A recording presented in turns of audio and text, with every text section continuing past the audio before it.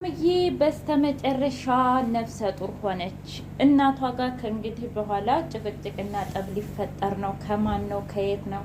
ደህና ሰላሟ ደህና ሰላም የሆነችውን አሁን ድብልቅልቋ ወጥቷል። እናቷን አማራጭ ካስወጣቻት ውጭልኝ ነው የምልሽ፣ ውጭልኝ። እንዴ ልጅ ምን ሆነች ነው ሰላምዬ? እስኪ ንገሪኝ፣ ምን ተፈጠረ? ዛሬ እኮ ሀኒንም እንደዚህ ነው አወራጭተሽ ነው የለቀቅሻት እና ምን ተፈጠረ? ምንም ልትናገር አልፈለገችም። ዝም ብላ እያለቀሰች ነው። በፍጹም አይሆንም እያለች ከራሷ ጋር እየተጣላች ነው። አይ ሀኒዬ ጀግና እኮ ነች። እኔ የተማርኩትም ጤና ስለሆነ ከጤና አንጻር ሂደሽ ብትመረመሪ ጥሩ ነኝ ባይ ነኝ አለቻት። አረ በፍጹም አንቺ ደግሞ ምን ለማለት ፈልገሽ ነው እንዴ?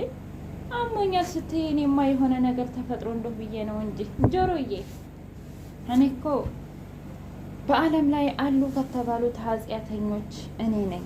ፈጣሪ ግን ታውቃለህ፣ ፈጣሪ ለእኔ ያደረገው ነገር አንተን የመሰለ አባት ሀናን የመሰለ ልጅ ሰጠኝ እያለ ፈጣሪውን እያመሰገነና እራሱን እያዋረደ ነበር።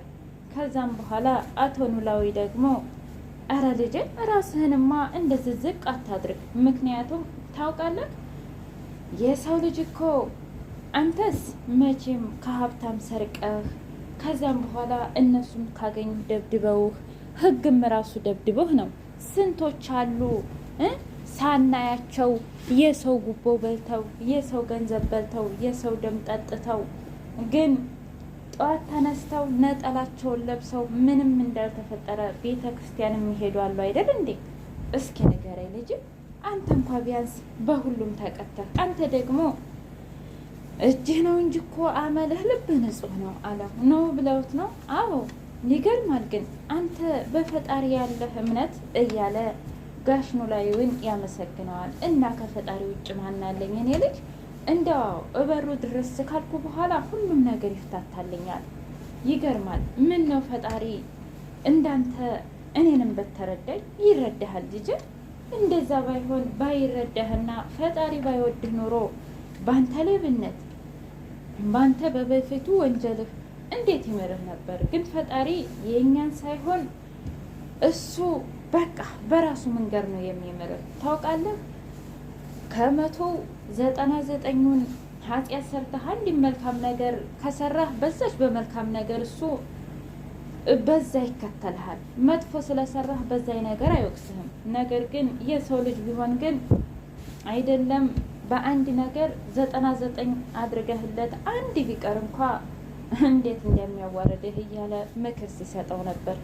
ሰላም ውድና የተከበራችሁ የቻናል ቤተሰቦች እንዴት ናችሁ? ሁሉ ሰላም፣ ሁሉ መልካም። እኔ እግዚአብሔር የተመሰገነ ይሁን ደህና ነኝ። ለዚህ ቻናል አዲስ የሆናችሁ ሰብስክራይብ በማድረግ ቤተሰብ ይሁኑ።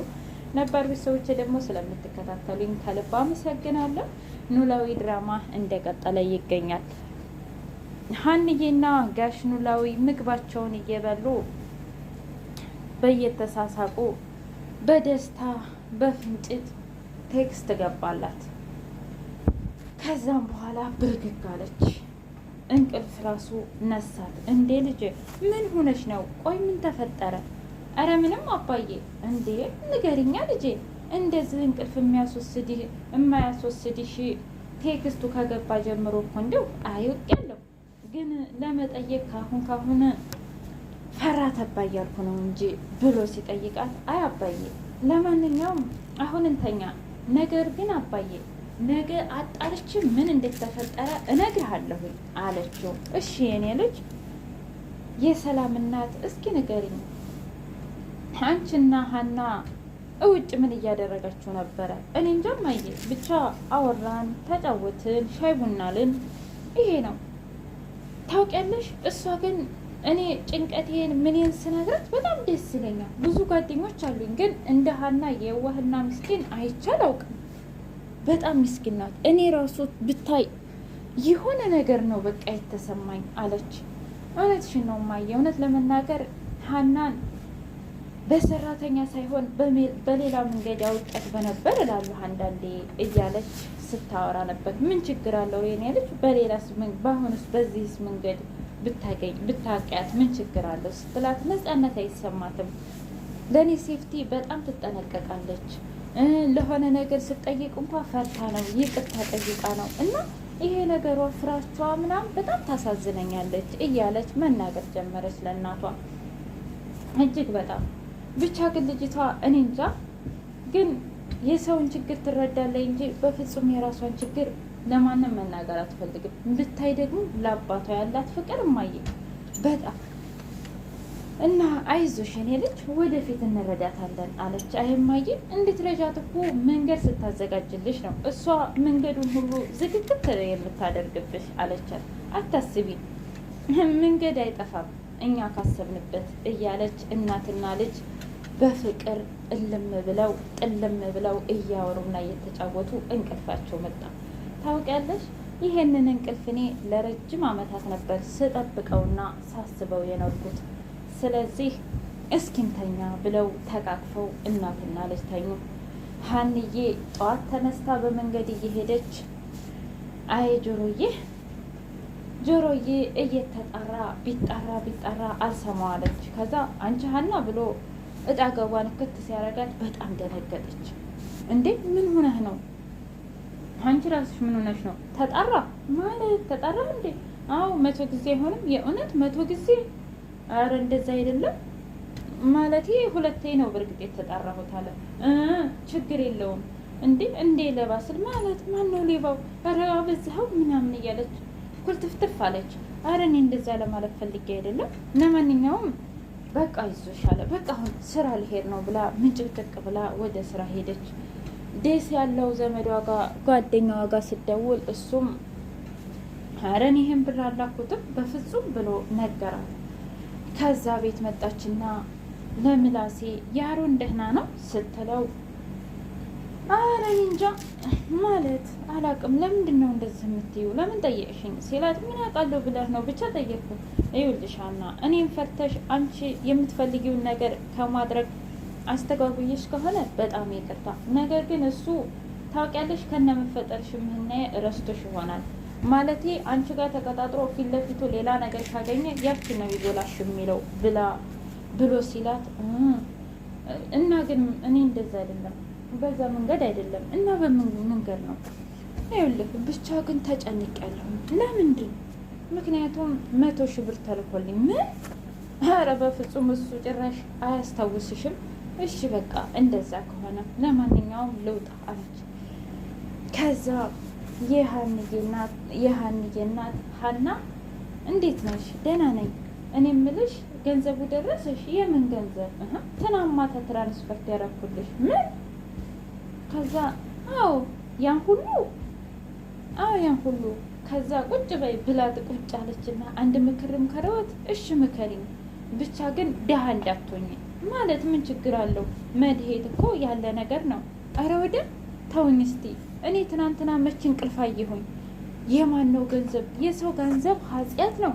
ስለዚህ የማን ነው ገንዘብ እያልኩኝ እኔ በሀሳብ ስቆላ እኮ ነው ያደርኩት። እንቅልፍ ሁላ አልወሰደኝም። በቃ ሂጃ ላወጣው ሌባ ልባል ነው እና በተሳሳተ መንገድ ገብቶ መስሎኝ እያለች በጣም ማውራት ጀመረች። እንደዛ አይደለም የኔ ልጅ፣ በእርግጥ ልክ ነሽ። ምክንያቱም ዛሬ አንቺ ጥሩ ልጅ ጥሩ ልብ ስላለሽ ነው እንጂ አይደለም ተገብቶለት በራሱ አካውንት የሌላም ሰው ያወጣል እያለች መከረቻት። በጣም አመሰግናለሁ። ብቻ አረ ልጅ አታመስገኛ። ምክንያቱም አንቺ እኮ ለምላሴ እኔ ለስንት ዶክተር ያወጣሁትን ወጪ አንቺ ግን በትንሽ ቀናት ነው የቀየርሽልኝ የኔ ልጅ እና ከዚህም በላይ ይገባሻል የኔ ውድ ልጅ። አመሰግናለሁ። ደግሞ ራስሽን አታርቂ። እንደ ቤተሰብ ራስሽን ከኛ ጋር ብታረጊ ደስ ይለኛል። ከዚህም በላይ በብዙ ነገር እንጠቃቀማለን እያለች ማዘሯ አወራቻት። በጣም ደስ ይለኛል። ለማንኛውም አሁን አባዬ ጋር ልደውል ብላ ወደ ጆሮ እየደወለች ጆሮና ጋሽ ኖላዊ ደግሞ እያወሩ ምግብም እየበሉ ነበር። ከዛ ወይኔ ግን የሀንዬ ምግብ በጣም ይጥማል። በእርግጠኝነት ሚስትህ ናት አይደል ያስተማረቻት ሲል ኧረ በፍጹም ማለት እኔ ሀንዬን ከሀንዬ በፊት ነው ሚስቴ የፈታችኝ። ነገር ግን እኔ ሀንዬን ካገኘሁ በኋላ በፍጹም ማንንም አግብቻ አላውቅም ማለት እኔ ነኝ ያስተማርኳት። ኦ ያ ማለት እንደ ሀንዬ ምግብ ይችላል ማለት ነው። በእርግጥ ያን ያህል ባይሆንም እችላለሁኝ እያለ ከዛ ሀንዬ ዱቅ አደረገች ስልኳን። ምን ተፈጠረ? ሆስፒታል? ምን? አዎ። ከዛም በኋላ በቃ ሆስፒታል መሄድ አለብን። ምን እንደች ልጅ አክለፈለፋት እንዴ? ቆይ ስለዚህ ነገር አባት የሚያውቃል ብላለች። ሆስፒታሉን ታውቅ ነበር እንዴ? አዎ፣ ግን በዚህ በ2 ቀን በ3 ቀን ውስጥ ነው ያለችው እኮ ለዛ ነው እያለች ማውራት ጀመረ። ለማንኛውም አሁን ፀሐይ ምናምን ማለትህን ተውና አይቅበጡ ሰው ሽማግሌ ኑ እንሂድ እያለ መቀለድ ጀመረ ጆሮዬ። ከዛ ሆስፒታል ሂደው እንግዲህ ዶክተሩ ይህን መድኃኒትማ መቀየር አለብኝ፣ ምክንያቱም ይሄ መድኃኒት እያሻለው አይደለም እያለ ዶክተሩ ከራሱ ጋር እያወራ ከዛ ሀንዬ መጣችና አንኳኩታ ገባች። እሺ ዶክተር፣ እንደው በተቻለ አቅም ይሄን ነገር ብጨርስልን ደስ ይለናል። እንደነገርኩ ሀገራችን እዚህ ሀገር አይደለም፣ እኔም ሰው ቤት ተቀጥሬ ነው የምሰራው። አባዬም ተንገላታብኝ፣ በቤት ኪራይ ነው የምንኖረው ስትለው አውቃለሁ ሀንዬ፣ ከኔ በላይ ደግሞ አንቺ እኮ ታውቂያለሽ ስለ ሕክምናው ግን